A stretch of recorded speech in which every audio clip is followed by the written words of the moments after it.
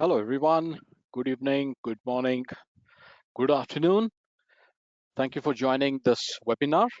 We'll begin in approximately 3 minutes from now. We'll wait for more people to join in. Thank you very much.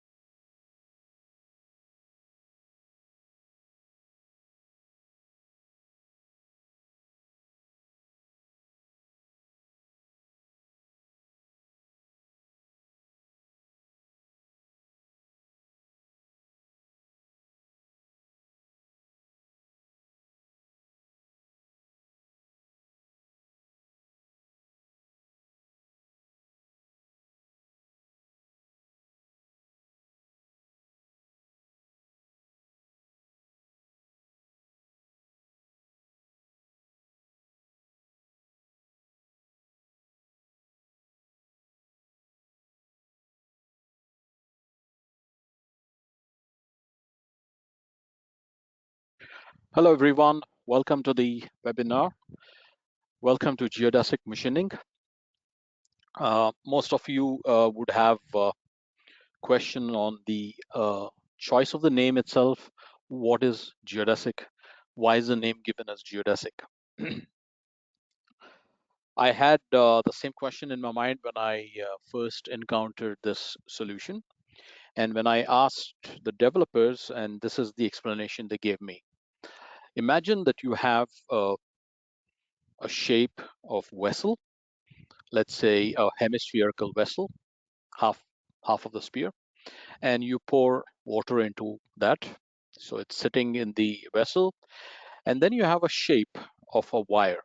Let's say it's a circular wire, and you drop the wire in the water, and there are ripples created basically that are absolutely parallel to the shape of the object that was dropped into the water. That particular ripples have a certain distance between each of those ripples, and it is constant irrespective of the shape of the vessel.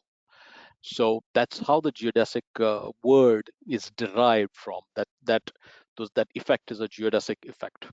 So that was an explanation that was given to us. And if you look at the solution itself, it's the same thing that is carried over into the software also. Okay, so whatever ripples that you see created by dropping that wire shape wireframe into the water and the ripples created, the similar philosophy is also applied to the toolpath. So let's first look at the first thing on what is geodesic machining.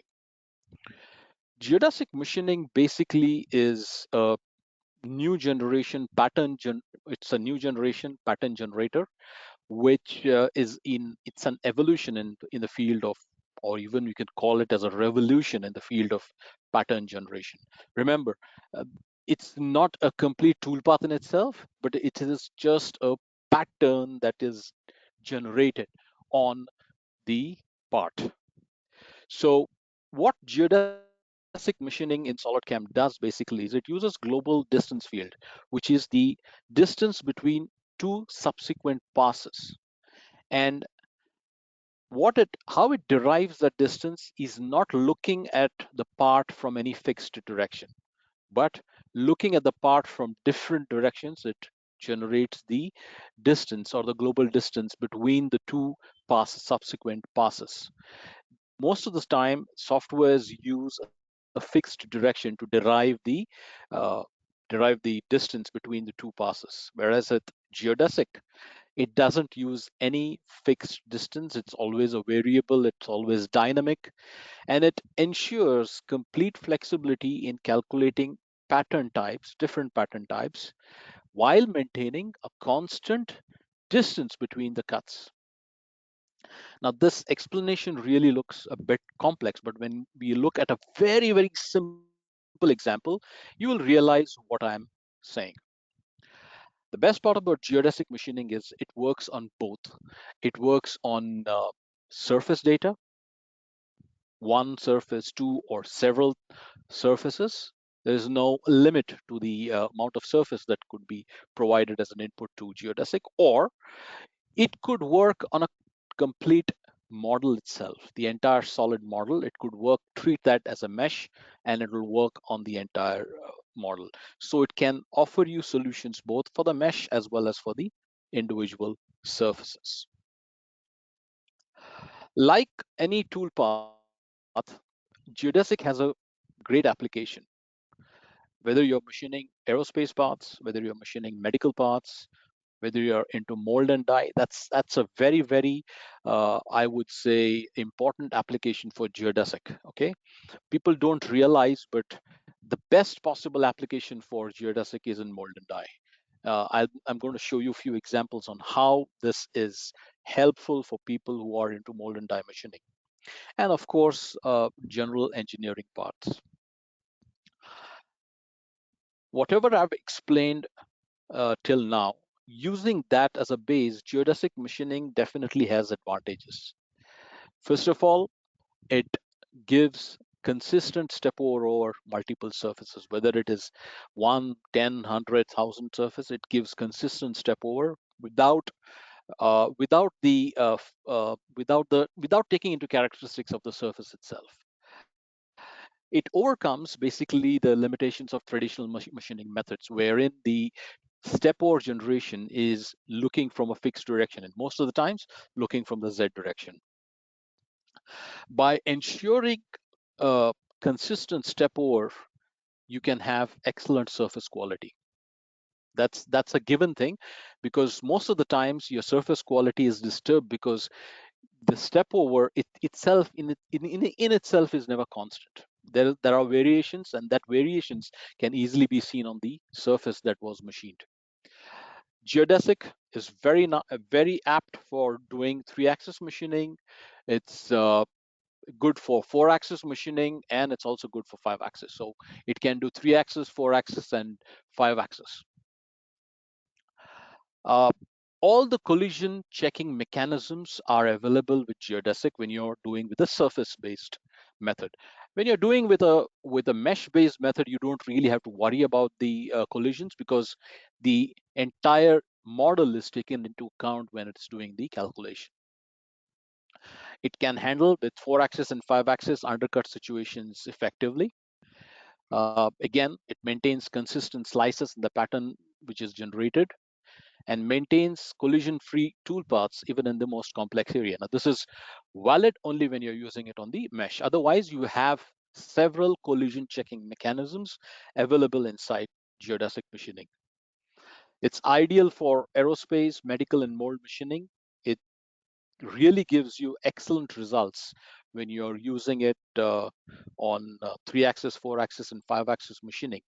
I I can tell you about one of my customer using SolidCAM for the last 10 odd years, and off late for the last 1.5, 2 years, we trained them on geodesic machining, and since then they've never looked back. Almost 99% of the parts are now produced using geodesic machining, and they see tremendous improvement in the surface quality of the part over the traditional 3-axis methods or even 4-axis methods. So most of their parts now are having at least 90% of the tool parts coming out from geodesic.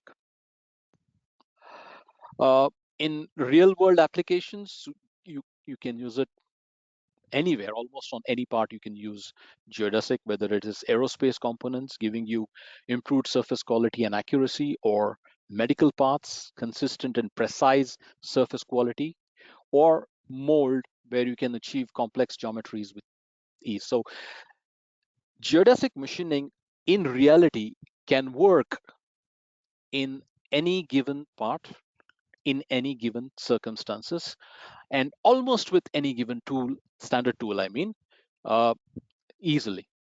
But it is more, it prefers the ball nose tools more than, let's say, bull nose or flattened mill, primarily because of its inherent architecture on how it was developed. So let's quickly run into our product, and I'm going to first explain to you that, or rather, I would like to make the statement that geodesic is already available for people using HSS. Okay, so let's open the part. It's a simple part. I mean, there's nothing in it, but it greatly explains what geodesic does. Okay, I have a very simple part, and I'm interested in machining. Uh, sorry, I'm interested in machining these surfaces. Okay, these three surfaces. So I go to HSS and I use morph between two curves. Go to the geometry. These are my three faces that I would like to machine. And this is my starting curve. And this is my ending curve. So these are the two curves that I've selected, and there are three surfaces that I've picked. And then I use the regular ball nose, and in the tool axis control, it's since it's HSS, we've just the tool control out here. So I'll hit the calculate 7 calculate button, and this is the toolpath that I get. It's not surprising that this is how it has generated the toolpath. I wanted a spacing of 1 millimeter, and the spacing of 1 millimeter, I'm getting it only in the first three groups of passes on either side, on this side as well as this side. The primary reason here being that when you're using HSS, or for that matter, even simultaneous 5-axis, the way the step over or the pattern is generated is looking from one direction. In this case, it's looking from Z direction. But with HSS, there's a second, I would say, the second mechanism that's coming into play, and that is I've picked this curve and I've picked this curve. So internally, what SolidCAM has done is it's created a surface here, and it has generated the toolpath on that surface, and it just takes it and projects it back onto the other three surfaces. Thereby, you get this inconsistent spacing between two passes. Now, I made the statement that uh, geodesic is already available with HSS. You don't need to have anything special out of that, and that is available in under toolpath parameters. If I go to the step over calculation method, currently this is the approximate, this is the legacy that was already built into HSS. Now I switch this to the exact method.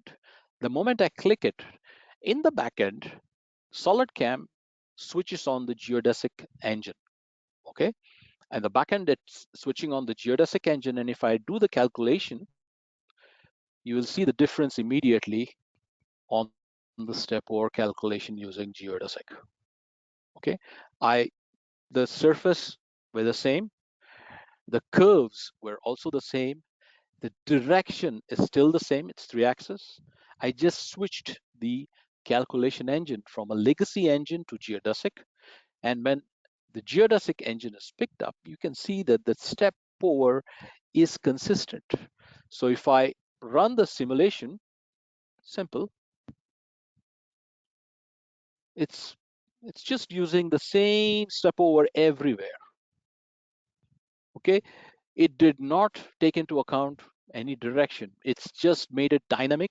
It's looking normal at every point, and then it's generating the step over. So 1 mm or whatever was your step over, it's going to be constant at any given point on the surface. Okay. So if you ask me what geodesic does, geodesic in simple terms does exactly this.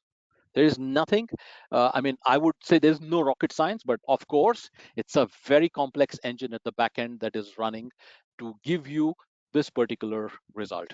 Okay, so this is exactly what geodesic does. Now we are going to see how this works in real life examples or on surfaces that are not as simple as what you see on the screen. Let's open another part and look at how geodesic works. Now, I showed you a part. This was the HSS part, but I'm now going to show you the real geodesic engine itself. Okay, so let me open the part here.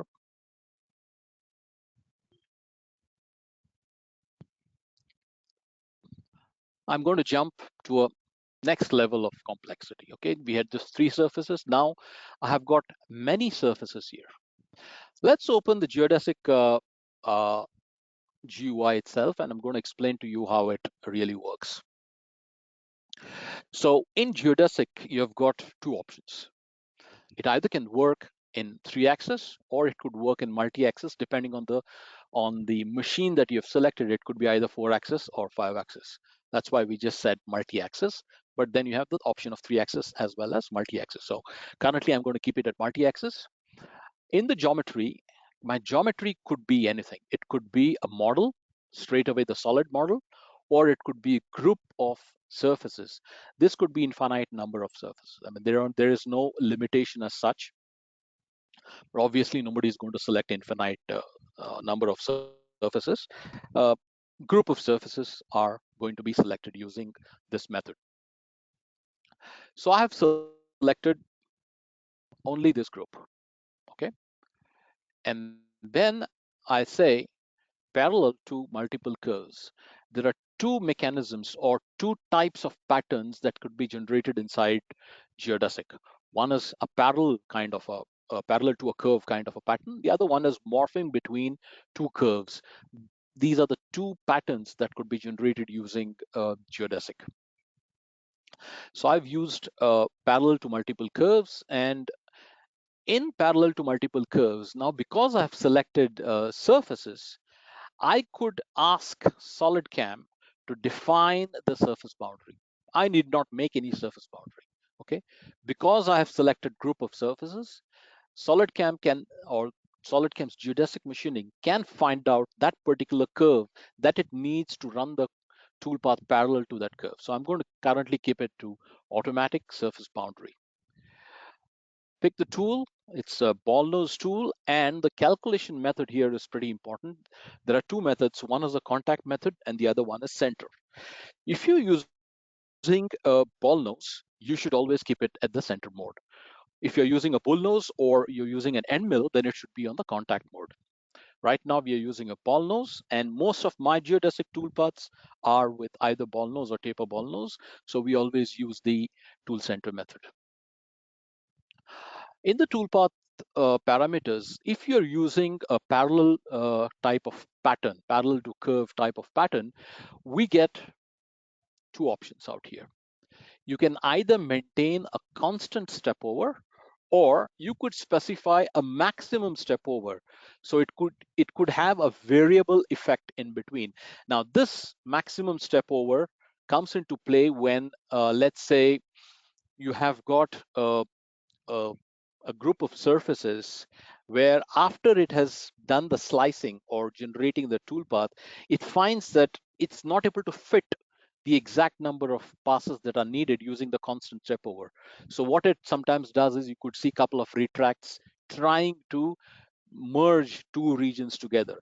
In such cases, it's better to use the maximum step over so that the last few two passes, it will adjust and try to fill the entire surface area that is there. So I'm going to keep it currently at constant step over. Tool axis, whatever you have been using in uh, in 5-axis are valid here. Exactly the same tool axis controls are available to us. The same goes with the collision check. Everything exactly like Sim 5-axis is available. The two things that change here are the way the geometry is defined, and the other one is the way the patterns are created. These are the only two differentiators in the entire geodesic engine. So I'm going to save this and let's calculate.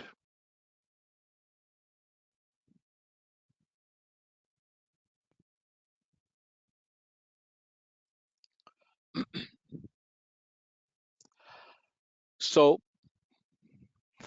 you can see that it has created really a beautiful toolpath starting from the edge.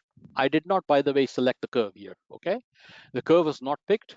It generated its own boundary, or it generated its own pattern curve and then made the toolpath go parallel to that pattern all the way till it covered all the surfaces that were selected in the entire group. Okay, so you can see that it's really going constant at any given point of time. Okay, it just doesn't matter. Wherever you pick, it's constant. So this is the beauty of geodesic. It just doesn't matter how the surfaces are. For example, you can see these are pieces of surfaces. It did not matter to it. It just created the toolpath based on its own curve that it generated out of this particular group of surfaces. A little more further, I don't want this, but I want a host of different one. In this case, in the second case, what I've done is I have said, okay, I have a model and not a surface. So I've picked the entire model. And because you have picked the entire model, it is imperative that you provide the curves to SolidCAM. Because when you have a closed model, it's almost impossible for it to pick a curve by itself. It's just not possible. So we have to provide to it the input data, which is basically the curves that are used to generate the pattern. So I have two curves here. One is the upper curve here, and the other one is the lower curve out here. So it is going to make the pattern between these two curves in 5-axis. And because we have used morph between two curves, I do not have the option of the constant step over, but what I have here is the maximum step over. So maximum, it's going to take 0.5 millimeter. Let's give 20 microns as a tolerance. I'm going to save this and calculate.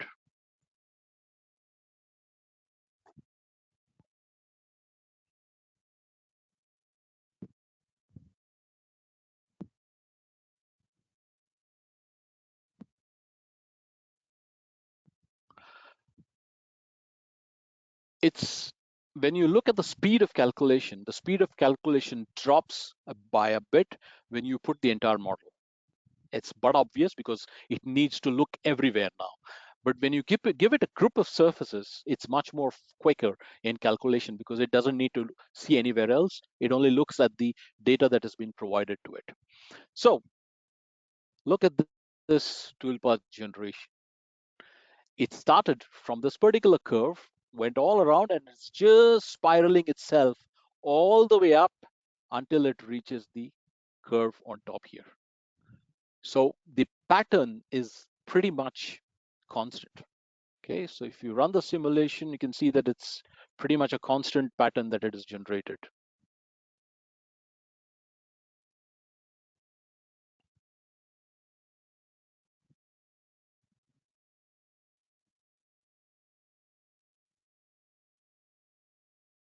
And as it starts going up, it just keeps winding with the maximum step over that I have provided.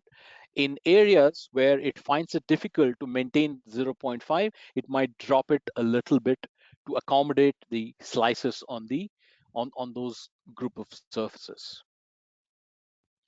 So as you can see, the pattern generation becomes really very clean with Geodesic.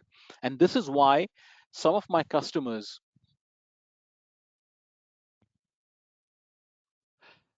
somebody just, I'm sorry, but I'm going to also answer the questions. Somebody asked me that if a model is selected and curves are must, why is that the other options are available? The other options are still available to the user. If he still doesn't want to use his own definition of the curve, he can leave it to the system to find its own curve.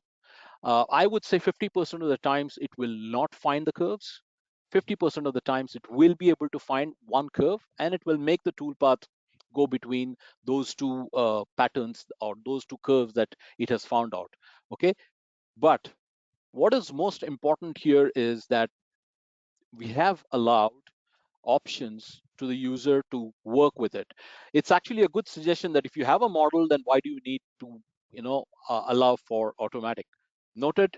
We will either remove those two options because it just doesn't make sense, or we will disable it when a model is selected, because the moment the model is selected, the user must define the curve, because otherwise it's going to take the entire model into account and just machine from the outermost sill out and then go all the way. In these cases, what basically I have seen what it does is it takes the outermost sill out curve as the starting curve and a point at the center of the model as a second curve, and it basically does the morphing between those two entities. All right, so let's go to the next part, and I'm going to show you another very nice example on where geodesic comes into play. So let's assume that I have this part and I have these surfaces that I've selected. Now, if I want to machine only these surfaces, okay, if I just want to machine the surfaces, you have to select the surfaces, you have to select both the curves, the start curve and the end curve. That's the best part of geodesic, that I can simply go into geodesic, select the surfaces, and inside geodesic I can ask for morph between two curves, select the input type as automatic boundaries, and get into advanced and ask SolidCAM to extract the flow curves of these surfaces. Okay. Once we do the extraction, it will use those two curves and it will do the toolpath between those two curves. It will morph the toolpath between those two curves. Save this and let's calculate this toolpath.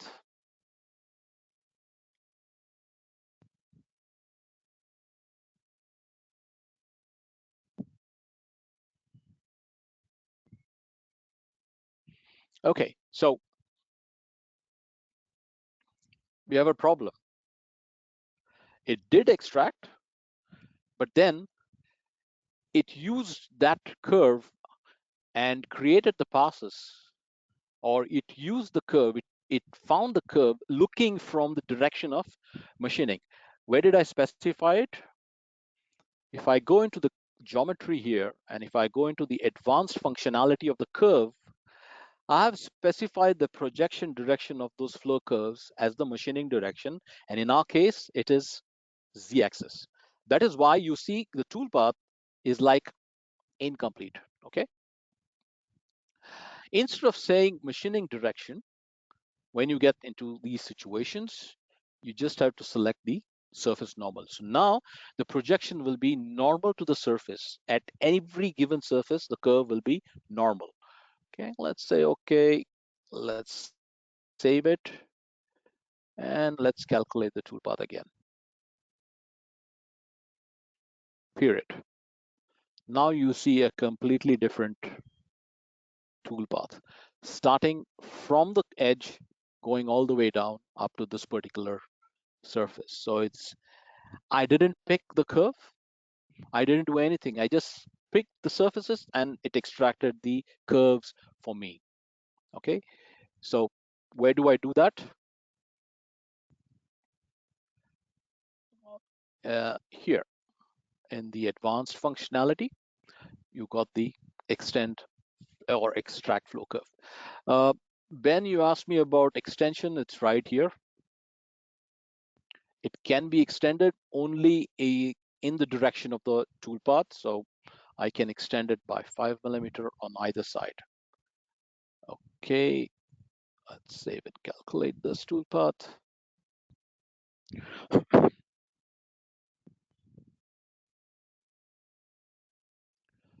It has got only one way of working and it's extending only on the direction of the toolpath. 5 mm was too much. Maybe a millimeter is good enough for it.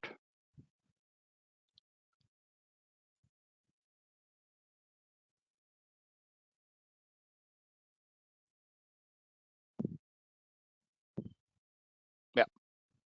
So it can be extended, unlike HSS. In HSS, you can extend it also around the surface, but in Geodesic, you can only extend it along the surface.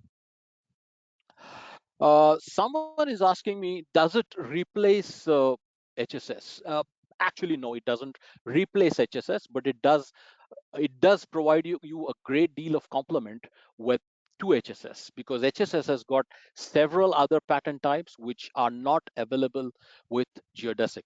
Geodesic is very focused on parallel strategy and morph between two curve strategy, while HSS is much more wider. You get projection, you get morph between two surfaces, you get perpendicular to curve. So there are other pattern types that you can generate with HSS, but not with Geodesic. Geodesic is very focused. These are the only two pattern types that are going to be available inside Geodesic. Uh, can the customer purchase Geodesic without purchasing 5-axis simultaneous package? Uh, um, 3-axis is automatically coming with the HSM. So if you have HSM, you get Geodesic 3-axis. If you have 5-axis, only you get Geodesic 5-axis. You cannot get Geodesic 5-axis without having the full simultaneous 5-axis package available. That's the packaging principle of SolidCAM. Okay, let's go to another part. I'm going to show you different parts on how it works with Geodesic on different parts. This is an interesting part, although it looks simple, but assume with your current with the current engine that we have, I want to make a toolpath that is encompassing all these surfaces, just going parallel to one of these curves.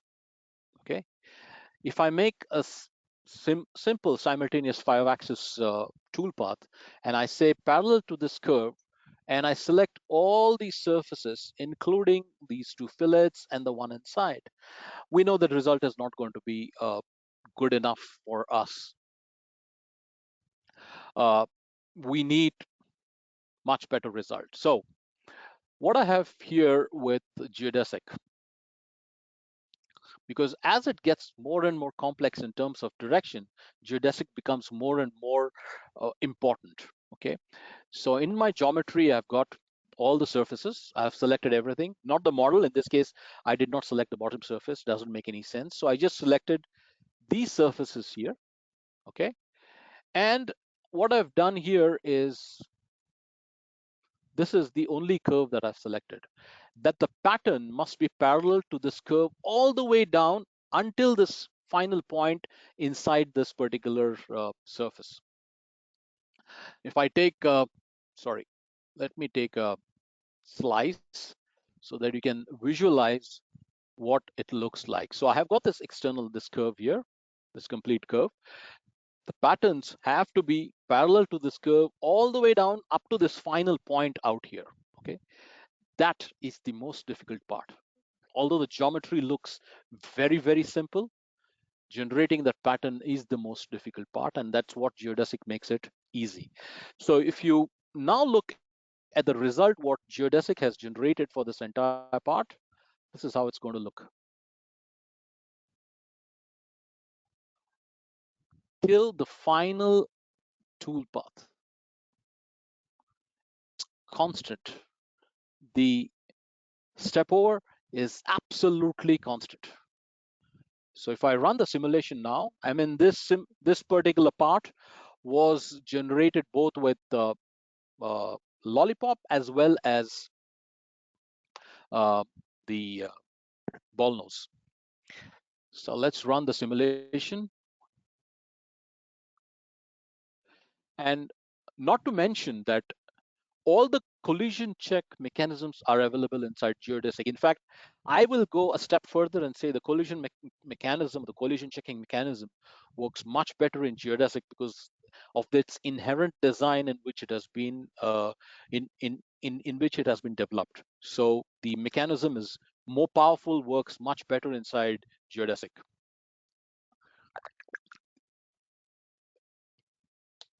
Let's increase the speed.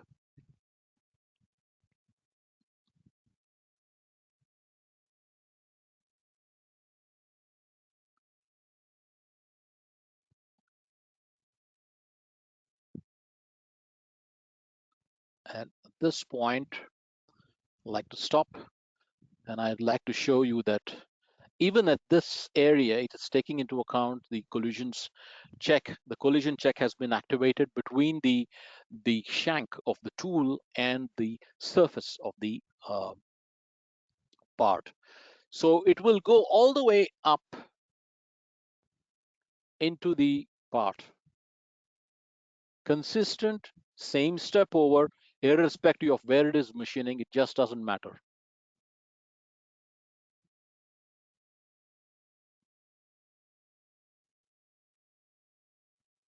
Okay, it just doesn't matter. As long as you have defined the surface and as long as you have defined the right parameters, the step over always will be constant. Okay, let's look at a very similar looking part, but slightly different mechanism.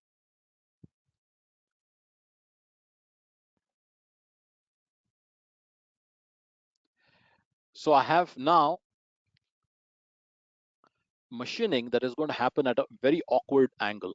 Okay, so let's again go to the toolpath, go to the geometry, and I have the surface. So if I look at what surfaces I've selected, I've selected this surface, the surface inside, and we are going to machine this. And the tool axis control is going to be tilted by a line. Okay, and that line is basically a line that is passing through the center of this circle and the center of this circle. If I join those 2 points of the 2 centers, that is the line through which my tool axis is going to go. And now if you look at how the toolpath looks like in geodesic, okay,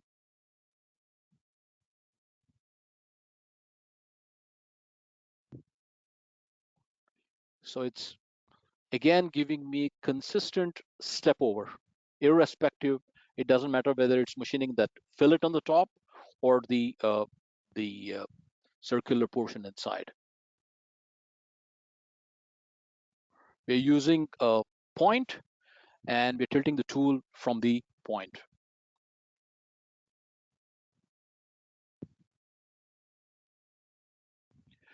Uh, Somebody asked me if geodesic can maintain a constant scallop by varying the side step.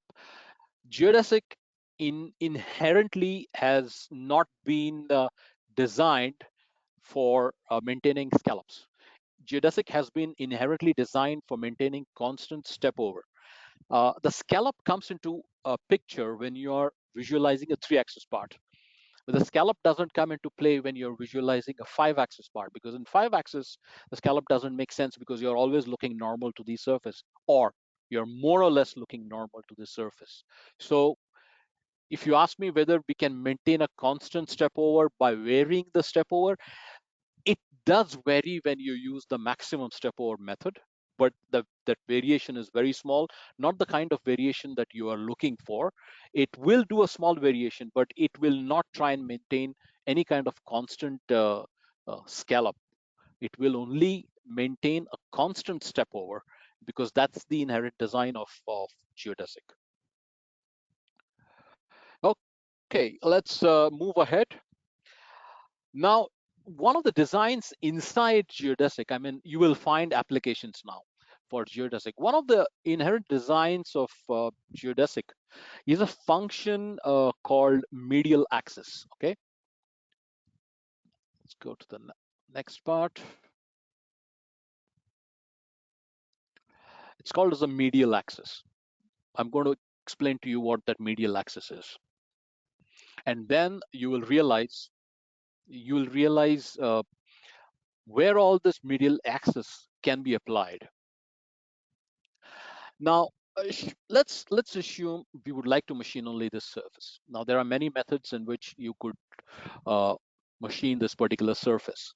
One would be, I would take these two curves and the curve at the bottom and do morph between two curves. I would take otherwise the entire curve here and create a parallel toolpath. That's possible. Or I could say a point at the center and let it go round, round, round all the way, machine all the surface. We'll have retracts, but that's another pattern that can be used for machining this. Another method is to create an imaginary curve somewhere at the exact center of the surface and make those cuts parallel to that particular curve. That is what we call as the medial axis. Okay, this medial axis is automatically generated by SolidCAM using the geodesic mechanism. So what is the first method? So if I go and look at the first method, or the first way of calculating the step over, is parallel to multiple curves, and you have the automatic machining area. Remember, it's not curve, but it is machining area. It's determining the boundary of the surface or of the model, and it is making the paths parallel to that particular machining area.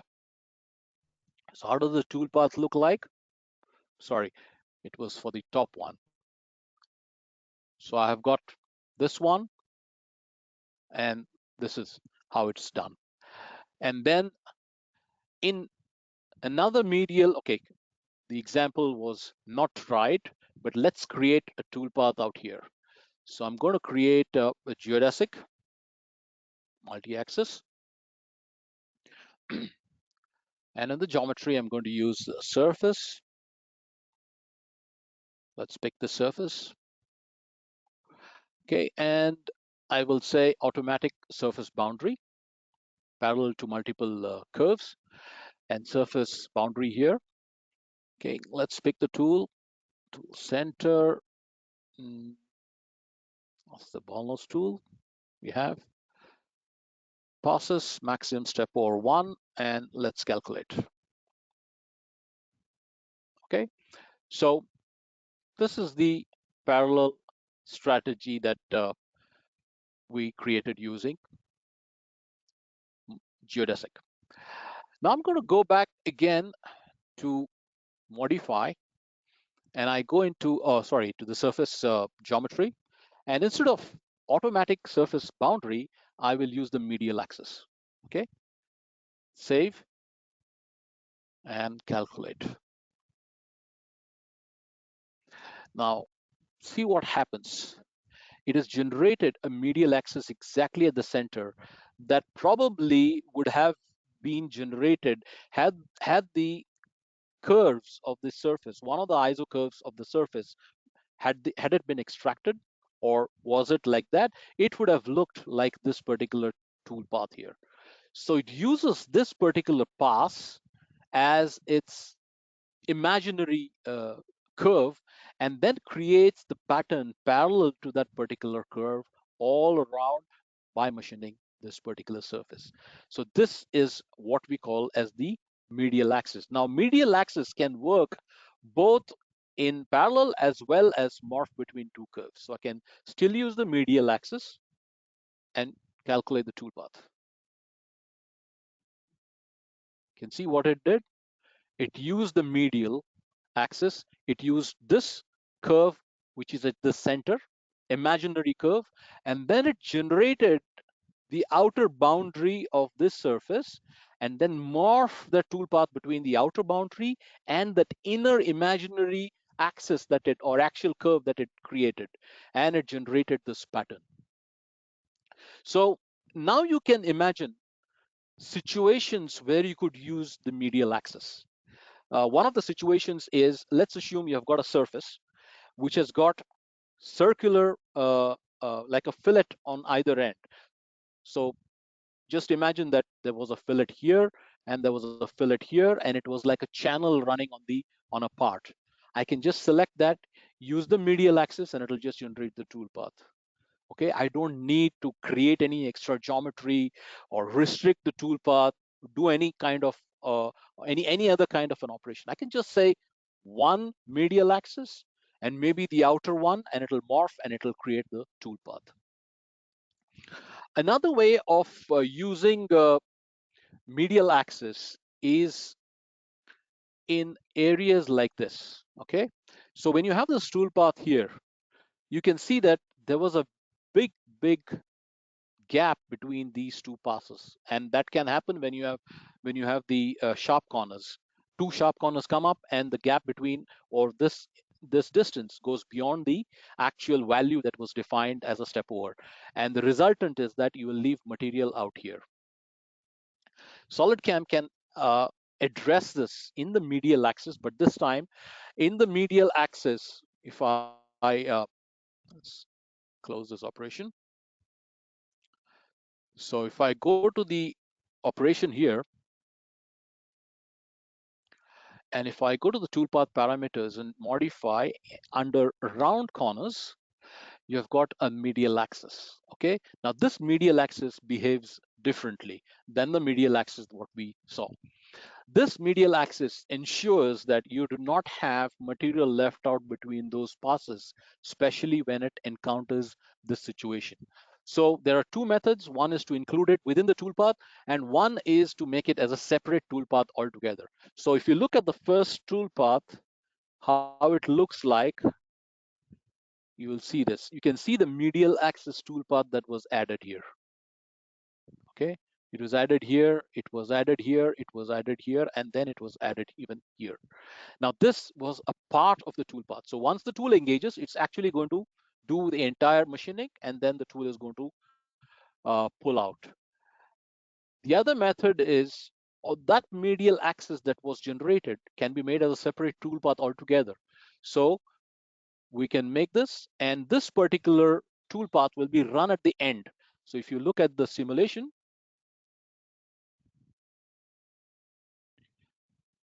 once it will finish everything, then it will come and just run the medial axis. It will run the medial toolpath once to remove all that excess material that might have been left out in the center here.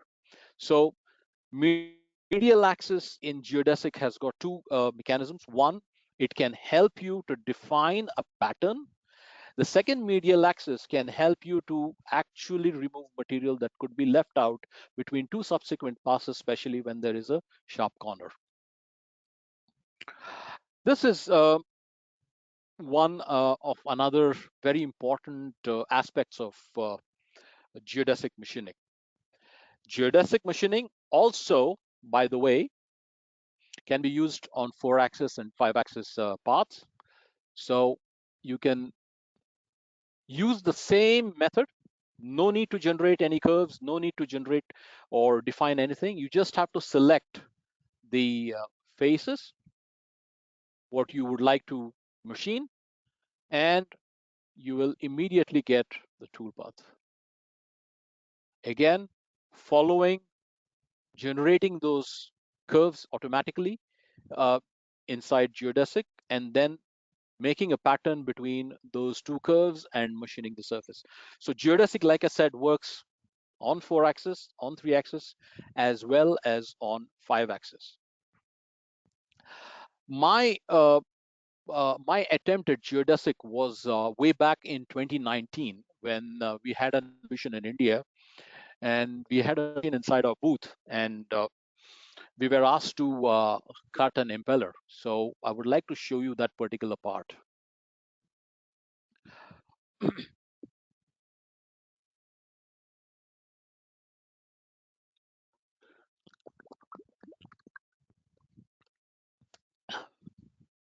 Of course, in 2019, there was no geodesic, but like I said, HSS or Sim5Axis had this method of calculation called as exact, which in the backend always used the geodesic engine.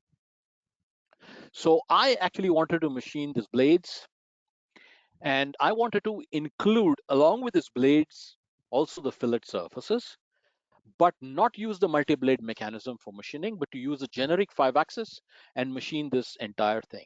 Now I wanted a single homogeneous tool path covering this blade as well as the fillet by maintaining consistent step over. So this is where we use the exact method, which is nothing but the geodesic functionality. And if you look at how the tool path looks like, this is how the tool path looks like. Okay, you can look at the pattern. Constant step over right from the start all the way down to the end of the fillet. So uh, it's a very important toolpath functionality, which is also integrated in HSS and the simultaneous 5-axis, the generic engine, and also available as a completely separate engine called Geodesic. There's another question: is this used only for finishing surfaces? Well, geodesic is a finishing technique. So you can use it to finish surfaces. You can use it to finish even the entire part as a solid. But the most probable application is not going to be finishing the entire part like people do in 3-axis, like linear machining or constant Z machining, but to use it to finish certain group of surfaces which need to be machined along their flow lines to generate the best possible surface quality. So that's the application of geodesic. I would say it's a super finishing application. So it uses surface as well as mesh, but its focus is machining or finishing localized areas of a part. So this is about the 5-axis, and I'll also show you people, because we have been asked, is it only for these kind of parts or can I use it also for mold and die? Of course, you can use it for mold and die. Okay, so let's open a complex part and let's look at how geodesic works on these parts here. So I've got a very nice mold. And if you look at this gutter surfaces out here, okay, it's not a good idea to machine this using constant Z or even using linear. The best possible way or the quickest way to finish this with an excellent quality of surface is to follow the natural flow of these surfaces. Now to do that, either I have to use HSS. To use HSS, I'll have to pick all the surfaces, pick those two curves, and then do the calculation. Else, I just have the surfaces here. Okay, you just have the surface, and if I go here to the geodesic functionality, here we're using the 3-axis geodesic functionality. I've said surface, morph between two curves, and you can see it's set to automatic. I've just picked the surfaces. In the advanced, I've used the extract flow curves of the surface. Okay. Toolpath parameters. Okay, let's save it. I'm using, let's say 0.5 millimeter, not 0.3. This could take about 30-35 seconds because it's not a simple calculation. Let's just calculate this.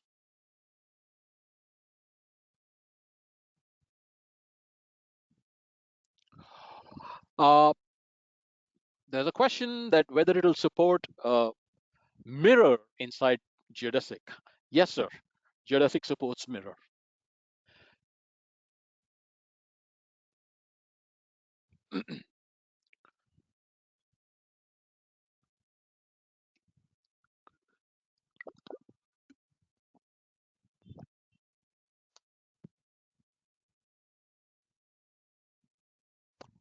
So just by selecting the surface, I'm able to get very good looking tool path, machining these entire surfaces by following their natural flow lines. uh, you can cut, Taha, you can cut any part with geodesic. There is absolutely no limitation on what part cannot be done. Everything can be done with geodesic. Now I'll show you another area of this particular part which can be done using geodesic. Okay, for example, I'm interested in machining this surface here, or that's pretty simple. I'm interested in machining this area here. I want to just machine this. So all I need is to calculate this tool path, and that's it. Curve was picked by me. It was a input by user, and I selected the entire mesh here, and it machined only this much area because I used the curve, and I use the same curve also as the boundary within which it needs to machine. Okay, so this is another area which can be done, handled. Now you can start imagining that the possibilities here are now endless with geodesic. With the kind of pattern generation it is doing, I mean, you would end up machining almost everything on this particular part using geodesic because it becomes easier. You don't need to do any kind of curves or anything. You just pick the surface, it finds its own set of curves and does the pattern generation for you. Another area is this particular fillet. I just selected only the surfaces and hit calculate the toolpath. There it is. It's just machining only those fillets. Now, I could also say this area out here,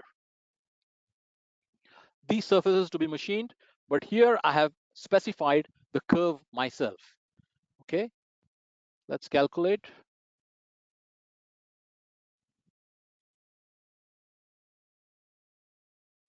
We can look at how the pattern generation works all the way till the final pass. It's encompassing every surface that was involved or that was selected by the user, and it just keeps following the outer profile till it reaches to the end of the surface. Uh, Geodesic is included with 5-axis. Yes, with simultaneous 5-axis, geodesic is included. Does geodesic machining support arc fit? Well, right now, no. Geodesic is a surface-based machining technology. It still is machining point to point, so it just doesn't generate any arcs yet. But we are trying to get some kind of an arc fitting mechanism inside geodesic, but it will take some time before that feature uh, is incorporated. I don't know what is the timeline, but it's in the horizon. That's what I can say. Can I use it for machining entire mold? Of course, yes. You can just pick the outer curve as your pattern generator and just give the entire mesh for it to generate, and it will just generate the pattern for the entire part. It doesn't matter whether it's one surface or thousands of surface or the entire solid. You can provide both the solid as well as individual surface for this pattern generator. Uh, One last thing that I would like to show you is, of course,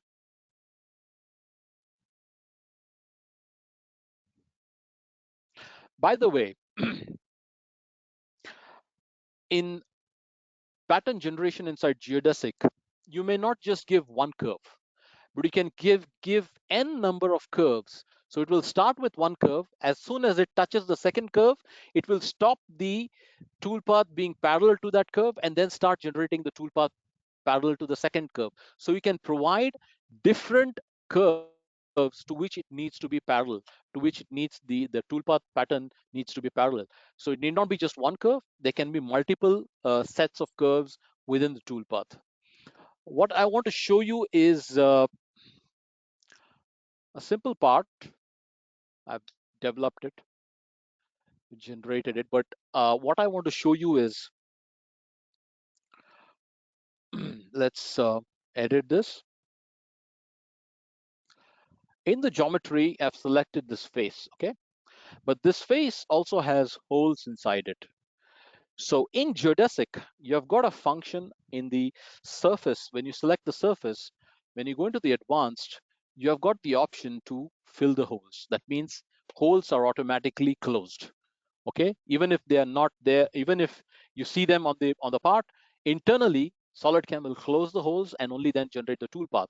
However, with the 2022 version of SolidCAM, we did have an issue. You can see that there are too many retracts, and that is because it's trying to make the toolpath inside the hole parallel to the external edge. Okay, so this is how the toolpath looked like in 2022.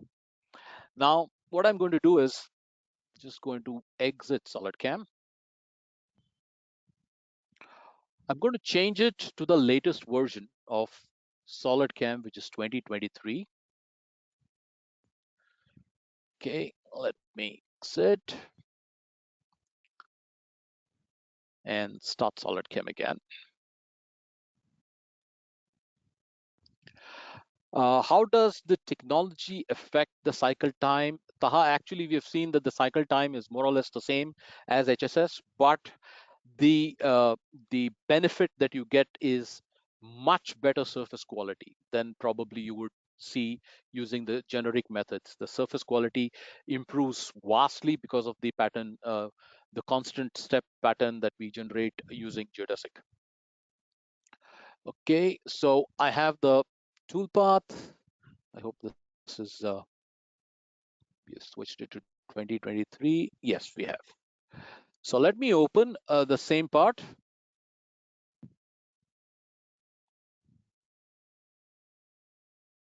Yeah, back up. Okay. So we've done a great deal of improvement when uh, when you have holes in the surface in geodesic. So I'm going to take the same. It's the same toolpath. Okay. I'll just calculate it using 2023.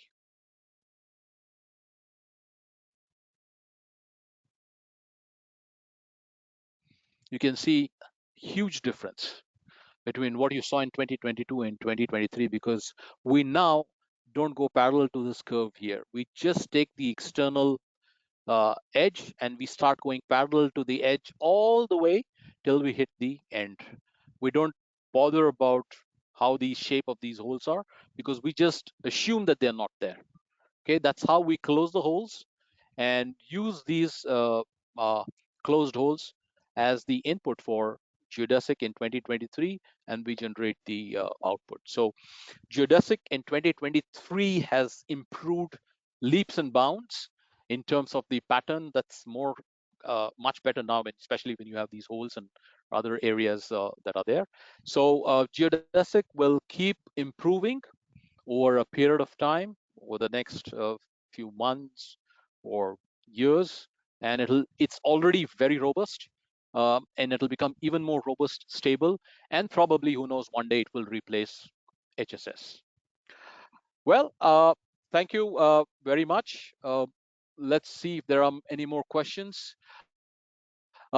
Is it possible to create hatch pattern, Pawan? It is possible to create hatch pattern, provided you have a curve that you want it to create parallel to. For example, if I want to create a hatch pattern, let's take the same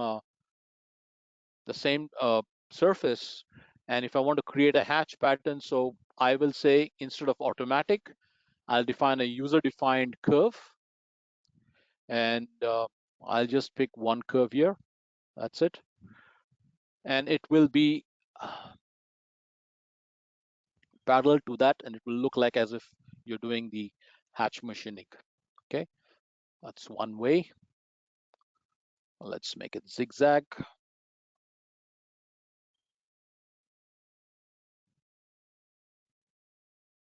Okay, so this is your hatch pattern. It all depends on whether you want to keep the how the pattern is. Taha, you asked me about uh, holes. You don't want to cut, or you don't want the uh, you don't want to touch the holes. So we have an option where we can say do not cut the holes, and let's calculate the same tool path.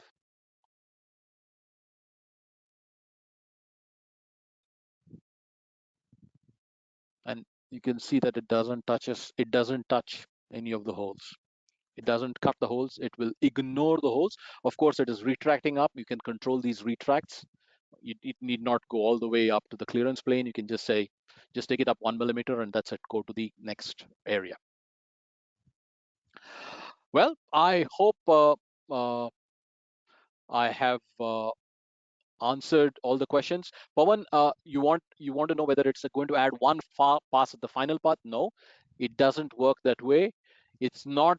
It doesn't replace your three-axis hatch machining. It's very clear.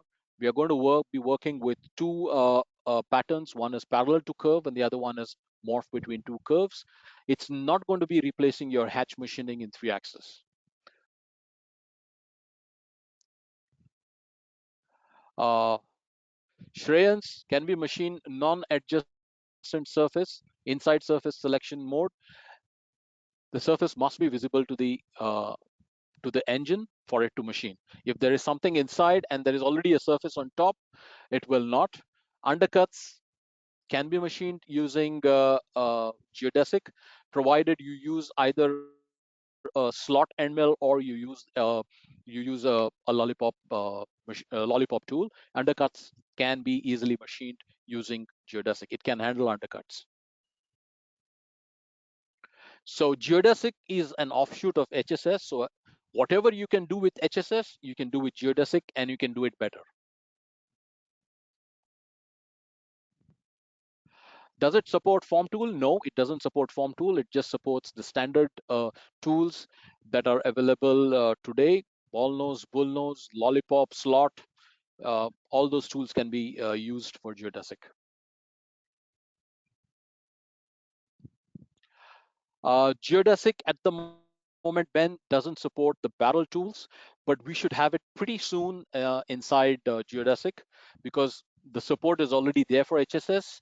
So we should have it probably, uh, I think, very soon, very soon. We will support both all the three: lens, oval form, as well as a taper form.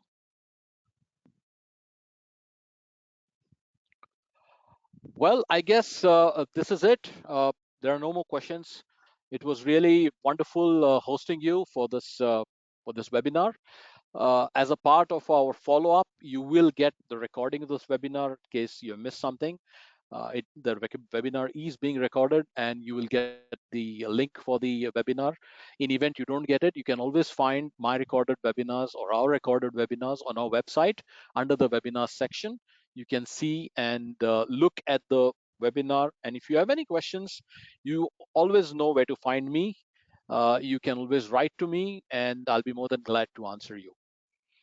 Thank you very much for patiently listening out, looking, and hearing me. And I'll see you in the future in another different subject on SolidCAM simultaneous 5-axis or SolidCAM 3-axis. Thank you very much. Take care, and bye-bye.